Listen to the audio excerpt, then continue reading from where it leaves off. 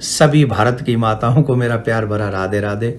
विश्व में जहां भी माताएं बहन सनातन धर्म को मानने वाली रहती हैं, सभी को मेरा प्यार भरा राधे राधे।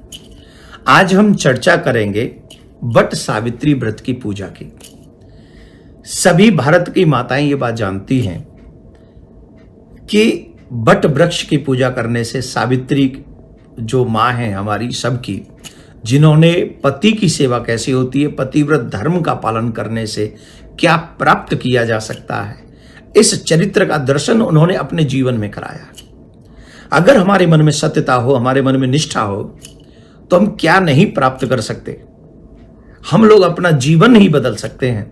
ऐसी बहुत सुंदर कथा सावित्री माँ की है। वट व्रत सावित्री और वट वृक्ष की पूजा करते हैं। वट की पूजा करने से, सावित्री माँ की कहानी सुनने से, उस व्रत को करने से जो लाभ मिलता है वो अद्भुत है। मैं आपको उसी के कहानी के बीच में संदर्भ में कुछ बताऊंगा। आप ये व्रत अवश्य करें। जो चाहते हैं कि मेरा पति निरोगी काया को प्राप्त हो, वो ये व्रत करें। जो निसंतान लोग हैं, जिन्हें गृहस्थ आश्रम में जाने के बाद भी अभी तक संतान की प्राप्ति नहीं हुई है, वो भी इस व्रत का महत्व क्या है, इसकी वट की पूजा करें, वट वृक्ष की पूजा करें। आप जानते हैं उसकी जो जड़ें होती हैं वो बहुत विशाल होती हैं, वो फैलता ही चला जाता है। जो वट वृक्ष की पूजा करते हैं वो हमेशा ऐसे ही वट वृक्ष की जड़ों की तरह उनका परिवार, उनका वंश फैलता ही चला जाता है। इसलिए हमें वट वृक्ष की पूजा उस दिन करनी चाहिए। और उसी में एक कथा आती है सावित्री माँ की, सत्यवान सावित्री की। आप सब कथा जानते हैं। सावित्री एक राजकुमारी थी, एक राजा की पुत्री थी।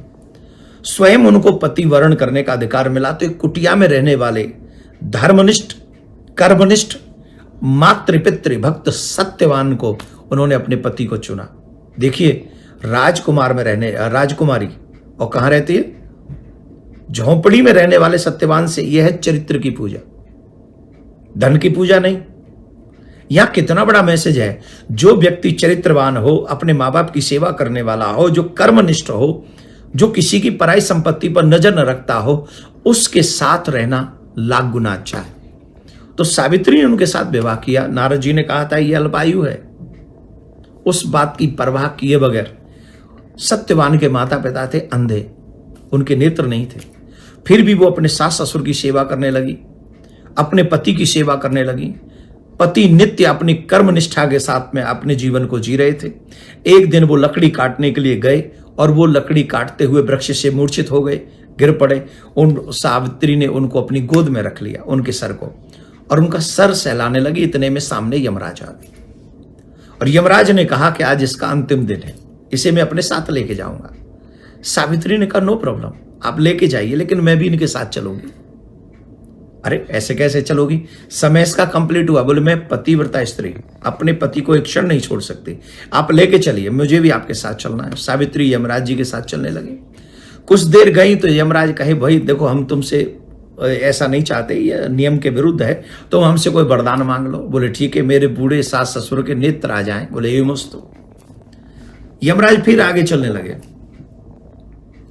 फिर यमराज ने कहा सावित्री से कि भाई आप वरदान मांग लो, पर यहां से लौट जाओ। बोले वरदान देना है तो मेरे सास ससुर का जो खोया हुआ राज्य है वो वापस मिल जाए। बोले ये मस्त। यमराज फिर आगे चलने लगे, सावित्री फिर पीछे चलने लगी। सावित्री जब पीछे चलने लगी तो यमराज ने कहा अब क्या हुआ, अब तो तुम्हें वापस जाना चाहिए, एक और वरदान मांग लो। बोले ठीक है, आप देना चाहते हो तो दे दीजिए, मैं 100 बच्चों की मां बनूं, ऐसा आशीर्वाद मुझे दीजिए, ऐसा वरदान दीजिए। यमराज थोड़े ऐसे ने थोड़े से क्रोध से में आ जाते हैं, थोड़ा झुंझलाहट हो गई थी कि पीछा ही नहीं छोड़ रही है। तो बोले मस्त, बिना सोचे समझे कह दिया ये मस्त। यमराज जाने लगे, फिर वो सावित्री पीछे पीछे आने लगी। तो यमराज ने पूछा अब तुमको 3-3 वरदान दिए जा चुके हैं, इसके बाद भी तुम मेरा पीछा नहीं छोड़ रही, अब क्या हुआ? उन्होंने कहा आप ही ने तो कहा मैं 100 बच्चों की मां बनूंगी, मेरे पति को आप लेके जा रहे हैं, मैं पतिव्रता स्त्री हूं, अपने पति को छोड़कर स्वप्न में भी मैं किसी पराये पुरुष को नहीं देखती हूं, तो इनको अगर आप ले जाएंगे तो मैं 100 बच्चों की मां कैसे बनूंगी? धर्मराज बड़े प्रसन्न हुए उनके उस पति के प्रेम से, उस निष्ठा से, उस व्रत से। और उन्होंने सत्यवान के प्राण लौटा दिए। भारत की माताएं बहन, भारतीय संस्कृति को अपनाने वाली माताएं बहन और इस व्रत में निष्ठा रखने वाली माताएं बहन क्या नहीं करा सकती? भगवान से क्या आप प्राप्त नहीं कर सकती? आप सब कुछ प्राप्त कर लेते, लेकिन अगर हमारे उस व्रत में सच्ची निष्ठा हो तो आप सभी माता बहनों को ये कहानी सुननी चाहिए और ये व्रत करना चाहिए। आप सबके घर में प्रसन्नता रहे, प्रिया कांजू आपको मंगल प्रदान करे। कथा को सुन ले, इस कहानी को सुन ले और ज्यादा से ज्यादा सुहागिन माता बहनों को इस व्रत को करने के लिए प्रेरित करें। राधे राधे।